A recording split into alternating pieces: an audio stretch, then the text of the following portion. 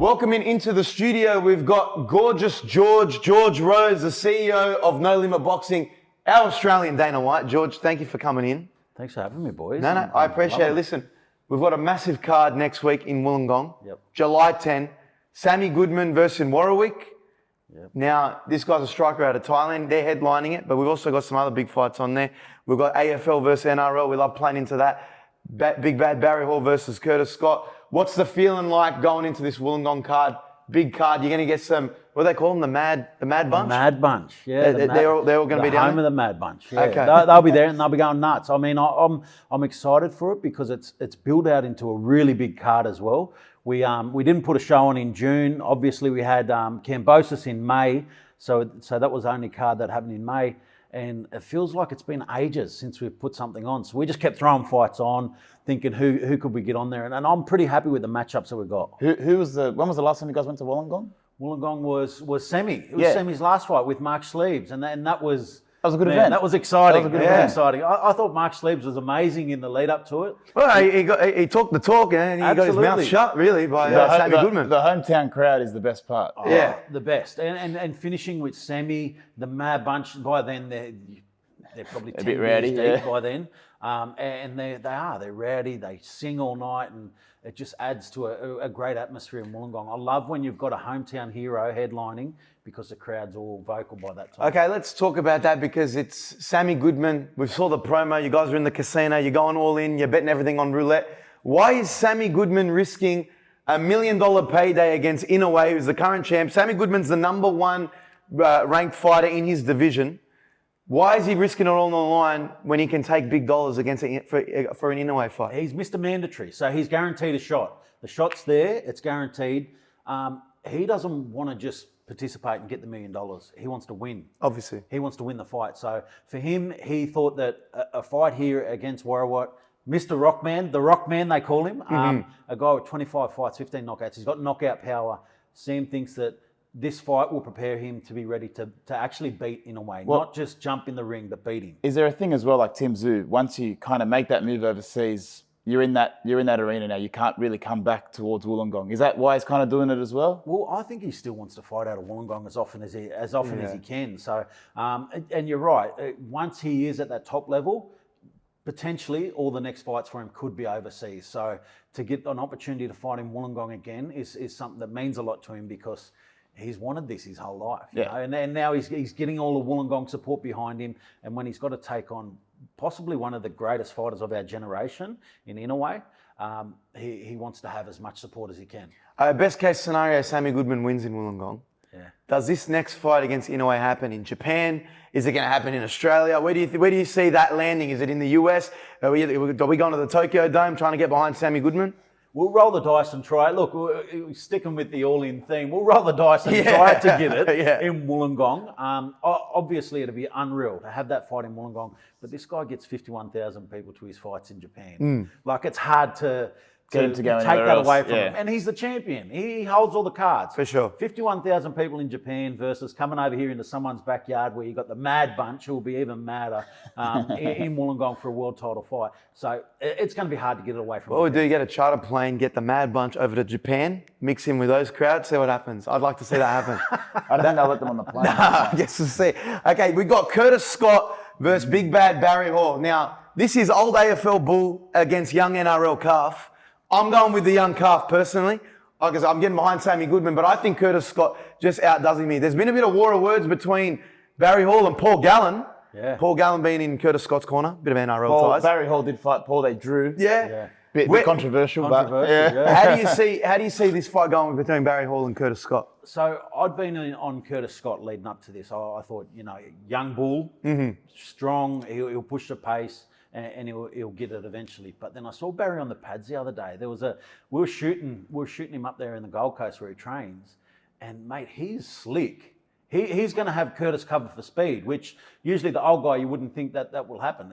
He'll have Curtis covered for speed, and he's got great boxing ability. He's got an amateur pedigree, so early on he could be the one that gets the gets the wood on Curtis. And if he lands, he's a big, powerful Well, bloke. well, I think Barry has the advantage is the cardio. AFL. Size as well. He's Like known I say, to- Curtis Scott's a small heavyweight. He's a small heavyweight. Yeah, but you saw him up against Leilua. Size, That's what I wanna size say. doesn't matter. When I saw him face Joey Leilua comes out this massive, probably clears him by 30 kilos, and Curtis Scott put himself. That's why I'm taking Curtis Scott against Barry Hall. Again, he's younger. I think he's going to be sharper.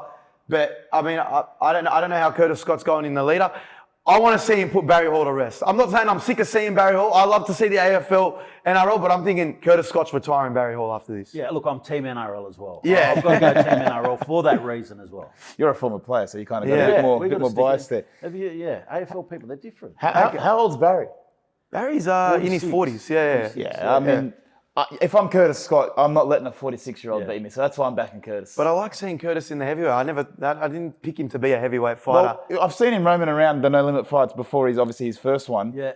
I didn't think he was going to go to heavyweight. I thought, okay, maybe he'd try and go someone for his size, but the Well, he jump just to scrapes heavyweight in. made sense. He just scrapes into heavyweight. He's like 93 kilos. So that's a small heavyweight. Joey Leilua was something like 127 kilos. Yeah. And looked every single bit of it. He looked huge. Like you said, he looked like The Rock. Absolutely. Yeah, he looked like The Rock walking down that I didn't aisle. want to look him in the eye when he was walking out. Okay. We got Liam Wilson versus Yusuf Dib. Now, Liam Wilson, two-time championship challenger. Yusuf Dib's no slouch. This is Liam Wilson going up in weight. How do you see this fight playing out? Liam Wilson's come out and said he's treating this fight like he's preparing for George Kambosos. Do you see that fight eventually happening? How do you see this fight playing out? I think if he steps up the lightweight, the natural fight that makes sense is George Kambosos. George Kambosos has been a great campaigner for Australia at lightweight. Also won world titles and challenged for world titles again. Liam Wilson challenged for 2 world titles at super featherweight. Was unsuccessful in those, but competitive in both Very fights. competitive. He was this close. Standing in the both times. pocket and just trading round Mate, for round, really. He's a wonderful fighter to watch. You love seeing him getting in there and bang. A win here sets him up for George Kambosos. But a win for Tszyu Dib also puts him in the same position. Tszyu's been a great campaigner at lightweight, and outside of his recent loss, he's been one of the best in the division. So a win for Tszyu also puts his name straight to the top. So it's a big fight for both of them. But they're both going to have their respective crowds behind them. I know we'll be travelling down, getting behind Tszyu Dib. We love getting behind our Middle Eastern fighters. You have to. Yeah. Okay. It's a given. Yeah, I don't know where it's going to go. Obviously, with him going up in weight, I'm going to take Liam Wilson just based on who his past opponents have been, how competitive he's been, and obviously that he's aspiring to fight that George Kambosos. That'd be an Australian super fight people want to get behind. Absolutely. I'd love to see that fight. But when Liam obviously lost his last fight, have you spoken to him since? Has, preparing him for, a move up in weight class? How's he taken all that? Yeah, look, one thing that I will say about Liam is he bounces back from a loss really well. He lost to Joe Noine early in his career. He came back, fought Joe. Joe was 4 kilos overweight, and he knocked Joe out. He got that win, and he did great. He lost the world title against Navarrete, come back, got a few wins, and was in world title challenging position again. So he's a guy who bounces back really well. So if he bounces back here, gets a win against Tszyu, it'll be great for him. But even better, can set up that opportunity for a mouth-watering fight with George Kambosos. I'd like to see it. There's also some other interesting fights on the card. Boy from Newcastle, Natch, what's his name? Gratch. Brendan Gratch. The big heavyweight. Well, I saw him knock out Liam Taliva. Yes. We were there. Brutal knockout. I thought it was behind in that fight. Yeah. Saved himself. Yeah. Who are the other standouts on the card that you see? Because Liam Taliva is also returning on this card as well. Who are the other standouts on this card you say keep an eye out for them? Billy Polkinghorne. So he's had one pro fight. This is essentially his re-pro debut. It's his first fight with No Limit. He's a guy who's had hundreds of fights in the amateurs. He's an outstanding fighter, and now he wants to really have a crack at his pro career. So he's a guy who wants to move fast. He's a guy to keep an eye on. A really tough fight for him. I'm really interested to see how Billy goes. There's big raps on him, big raps on what he could be as a professional. Great fight. Another really good fight. Anton Markovic, he's returning to the ring. It's a really good fight too. he had a huge upset on our No Limit on Fox card, and he's a guy, again, he's got power. He's in that super welterweight division where there's anything can sort of happen in that one. There's plenty of fights to happen. I'm excited. Chanel Dargan's back. Chanel Dargan. She's Always puts on the reliable. show. She's Mate. like your Alex Pereira. Yeah, absolutely. Like she just steps in, face whoever you want. She also called out someone recently. I Shotgun saw. Shannon O'Connell. She called. Yeah, I'm like, mate, put her on notice. The manager's Yeah. in the crouch goes, let's make this fight happen. I want to see that. Absolutely, and she's someone, I've never seen a boring fight of Chanel's, ever. Win, lose or draw, and she's had everything. She always puts on a good fight. So it's one to tune in for. We've got a really good undercard on this one. I'm excited for it. It sounds like you enjoy the matchmaking. I love it. I love it. And because people are saying yes now too. Like, you know, for a long time, people avoided tough fights, tough 50-50 fights, which is what we like to put on. Now they're all saying yes because they know that regardless of what happens, you put on a good performance, we want to get you back on again no matter what. So, and that's what we want. Everybody wants to watch good fights. I like watching good close fights. Whatever way it goes, you know, you put on a good show, we'll get you back for sure. Well, the last time we saw you were over in Las Vegas. We were watching Tszyu's fight. Yeah. Okay, we're very disappointed with the result, but obviously with circumstances with the cut. Tszyu was announced to fight in LA on the Riyadh season card. I want to ask you, did you have anything to do with Turk Al-Sheikh? Did you negotiate anything for Timmy? How was that experience? Yeah, look, it was an interesting one. So my brother handled most of that conversation. So we've obviously got me, my two brothers are No Limit Boxing. Matt handles all of the overseas calls. So I hate talking on the phone. Yeah. He spends his whole life on the phone. So during the day, it's Australian calls. During night, it's a US, it's a UK all night. So he handled that side of things. And we were really excited to do it because what they're doing over there in Saudi, they're doing huge things. They're putting a lot of money into boxing. And they want to put on big fights. Tszyu is a guy who likes to have big fights. So it makes sense that when they're putting on a card, he should be involved in it as well. So we were really excited about that opportunity for it to happen. Obviously, Tim medically could not go ahead with the fight with Ortiz, but there will be another fight happening soon. Well, I want to ask on the Saudi point. There have been rumours of Turk Al-Sheikh wanting to buy up all these international promotions, The Zone, he wants to buy Matchroom Boxing, Golden Boy Promotions. Would No Limit be interested in consolidating and having boxing under one promotion like how the UFC is? Yeah, look, I think it's exciting. I think it's exciting, the thought of that. I do love what the UFC do. I love watching UFC. I love watching UFC. So they always put on good fights. And if that's what it means, is that we're guaranteed good fights. I do hope that regardless of what happens, that we can still always put on great fights here in Australia too. True. Because we're obviously a long way away from everyone else. Everyone thinks that we're on the other side of the world, that you know, we're out of touch with everything else. But we get some great fights happening over here. We've got great fight cards that we do. So we want to make sure that we can still keep regular fights happening here in Australia regardless. Well, you mentioned Tim was medically pulled out of his fight. What's next for Tszyu? Is he going to have a fight back home in Australia? Is he going back overseas? Is he going to have that rematch with, Fundora? What's next for Tim? Look, yes to all the above. Tim wants to fight. He wants to fight absolutely anyone. He wants titles, he wants big fights, and he wants to fight frequent. So outside of the medical constraints, he wants to be straight back in the ring as soon as possible. So at the moment, we're working on a date for Tim, and that should be locked in very, very soon, and we'll have a big announcement for Tim, whether that's here or overseas. The beauty of what we can do is that if he can't lock in a date overseas, we can always put on a fight here in Australia, which not every promoter has the beauty of being able to do. Like in the US, they've often got to wait for a date for their fighter. But here, we can still put on a fight for Tim or for any fighter and know that they're going to be guaranteed a fight. And that's where our fighters stay so active, is because we can keep putting on fights here in Australia. Now, he definitely is entitled to his rematch. Remember, there was a verbal agreement. What, in the midst of all that chaos, when there was a change in main event, and obviously with the cut, what was the aftermath of the fight? What was the talk of the rematch? How did that all play out? And is he eventually going to get a rematch? Yeah, look, I mean, the rematch was guaranteed. So when the talk happened about, is there a rematch? And they were running with it. I thought, I'll let them go because, in boxing, any story is a good story. All publicity, good publicity. Yeah, exactly. So the publicity that's coming, I was like, yeah, sweet. We know that there's a rematch guaranteed. But at the end of the day, it was going to be about how it played out with the timeline of everything too. Because what happened to Fundora was he actually got smashed up pretty bad. He's recovering from his nose. So he's still not guaranteed to fight. I mean, he's talking about a date at the moment, but it could end up a lot later than what Tim was actually going to be ready to fight again. The issue was after the fight, I think it was Errol Spence came into the ring. Yes. So that was like, okay, if you know you have a rematch, why are they entertaining this? And was it on the promotion that actually, brought him in and actually kind of pushed him aside? Well, I mean, that fight was slated as the next fight for the winner, and obviously.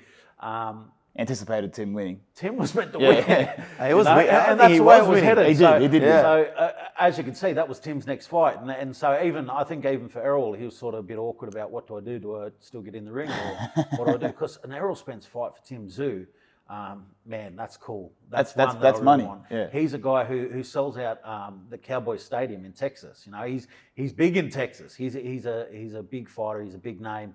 And that's a fight that we've been eyeing off for a very long time. We still want to get that fight. He's now come up to Tim's weight, so we still want to get that fight at some stage. Whether he fights Fundora and wins or loses, whatever happens. That'd be great. Tszyu at AT&T in Dallas. That'd be Beautiful. awesome. Yeah. Beautiful. Well, Tszyu's always on the marquee. Nikita Tszyu, Yeah. younger brother. What's on the cards for Nikita Tszyu? I know there's been rumour that he's going to have a fight here in Australia pretty soon. Is that on the cards? Very soon. So Nikita will be back in the ring very soon. Nikita, again, he's someone who likes to turn around really quick. He pulled up a little bit sore from that last fight. It was going to be a quick turnaround off the back of that, but he had an injury, a complaint, and got that sorted. So he's back in training, and there's an announcement coming for Nikita very soon. Here we go. Too. All right. So we're excited to have Nikita back in the ring too. Brock Jarvis? Is it Brock Jarvis? Brock Jarvis is in the ring again soon too. That's why. Is he versus Nikita? He's been out. Yeah, Brock called him out. Brock wants him. I think Brock will want to fight before then. Yeah. Brock will want to fight. Tune up, come back from injury. Yeah, for Nikita. Nikita's no slouch. And again, neither is Brock. So both of them are going to need a fight before they end up facing each other. But I love the tension between them. Yeah. Now, you guys have honed in on boxing. I think you own the boxing space. No Limit owns the boxing space in Australia. Would you guys ever venture out into the MMA space here? Because that's growing massively overseas. Would you ever venture into MMA? No Limit MMA? Yeah, look, I love MMA. I love the UFC. I love what they do. Again, with the UFC being such a controlling body at the top of MMA, I do wonder how that pathway would work if we were doing shows here in Australia. Like, you know, how that would be, and I guess that's what I alluded to earlier with the Saudi takeover of boxing. Whether you'd still be able to operate as a strong entity locally. Because we saw Volk with Sammy Goodman. There's a lot of crossover there too. You know, Wollongong, Illawarra boys. There's pathways. I think with you got Cage Warriors over in Ireland. You got Eternal in the Gold Coast here. I'm saying it could be a nice little partnership. No Limit UFC. I'd like to see it happen. You know, look, I wouldn't steer away from it. One thing I do worry about is the whole logistics of it. You know, you watch. There's a lot more things that can go wrong. I think with MMA. You know, you're not just worried about a hit. I mean, I see someone breaking their leg, and I just think. Yeah, no, A lot of medical bills. That's the thing that kills me. As soon as you start kicking in the leg, I'd tap out straight. Yeah. No kicks in the leg. No leg Choke kicks. me, punch me, don't kick me in the leg. Well, we got Yusuf Dib coming up on this other fight. We love to get behind our Middle Eastern fighters. Whether it's George Dib, whether it's, I'd even count Choc as a Middle Eastern fighter sometimes. But I want to ask you about some up-and-comers in the No Limit, boxing space. Charlie Kazzy, we went and watched him recently. Yeah. What he's been doing, I think he's had 7 pro fights in the space of 9 months. The guy's killing it. One of the youngest No Limit boxers we've seen. What's on the cards for Charlie Kazzy? Can we see him on a No Limit fight up pretty soon? We like getting behind him. Where's he at? Charlie's great. Charlie's active. He wants to fight, and he's got a big following too at the moment. For a rookie fighter, like an early pro, at the stage that he's at, he's got such a good following. So we love having Charlie on the cards, and he puts in a great performance too. It's exciting. Every fight that he's had, he's got no fear. He comes forward, but he takes a few shots every now and then. It keeps excitement for the fans. That's what I absolutely love too. You know, like someone who's willing to risk it, but he's got some really nice skills. So I think there's a big future ahead for Charlie Kazzy, and he will be on a lot more shows going forward. Good to know. That's what I want to see. Another one is Huss Hamden. Yeah. Now, Huss Hamden beats Justin Frost for an Australian title, then goes over the Gold Coast, takes over the press conference, beats Danvis Kashari, then we haven't really seen much of him. Could we see Huss Hamden make a bit of a resurgence? I know he's kind of veered away from Jeff Fennick, with Jeff going through some health issues. I'd like to see, a loudmouth at a press conference pretty soon. I love Huss. He's one of my favourite fighters, and obviously he's got some things that he's got to sort with New South Wales at the moment. But we do want to get him on a card again. He actually helped Liam Paro for his world title fight. So he was one of his sparring partners and prepared him to to take a big upset win and win a world title. So it shows the level that Huss is at, shows what he's able to do for other fighters. But I like seeing Huss do his own thing as well. He's one of my favourite fighters, and I do want to get him in the ring ASAP. With fighters that have had long layoffs, I think he hasn't fought in nearly over a year. Yep. Is it hard to bring them back in, or is it just, whatever layoff it is, they're always coming back ready and prepared? Everyone trains, and that's one thing that you can see with Huss. He's even been overseas. He's doing training camps overseas, so he's been very active. It's the guys who walk away from the sport during that layoff. He hasn't walked away. He's a guy who could step in and take a hard fight straight away and do very well. Yeah, he's always ready. Well, guys, I want to shout out the Wollongong card is next week, July 10, in Wollongong. Sammy Goodman up against Warra. What is that? Am I getting that Thailand pronunciation? The Rockman. Rockman. Good name. Yeah, no. And he's getting ready for that super fight with Inoue. So make sure you're checking in. You got Curtis Scott versus Barry Hall. Let's get your final predictions, okay? Because we've kind of tacked off the back of that. Final predictions. We're going Sammy Goodman. We're going Curtis Scott. Yep. And I'm going William Wilson. Yep. In the main. I mean, if that was a multi, they'd be paying about $1.02. No, we're not going to the favourites. That's pretty sure it's all the favourites. Okay, I'd like to see Yusuf did go pretty well. But no, George, I really appreciate you coming in. Do you want to shout out anything? Wollongong fans, how do we get down there? What's the best way to do it? Yeah, Ticketmaster. There's still tickets available on Ticketmaster, so jump in, join the Mad Bunch, have a good night. Wednesday night fights, you'll really enjoy it. If not, kick back at home. KO main event, get it on your phone wherever you're at. I like, I love how we've got KO now. We can watch it on the phone anywhere. I Wherever always you are. pretend Sunday when the fights are on, I pretend I'm going to take the kids down to the park. Let them jump on the swings, go for it, kids. I'm down to get brownie points. I'm watching the fights. You shouldn't have added yourself, George. Hopefully she's not. No, don't let her know. Like when we go to a wedding on a Saturday, especially around finals time, it's all on the tables. Absolutely. Phones on the tables. You got to watch it. No, we really appreciate you coming in. Let's do this more often, especially when big cards are coming up. I'm sure we're looking forward to the big Timmy Tszyu, Nikita Tszyu announcements as well. Love to join you, boys. Thank you. Yeah, appreciate it, mate.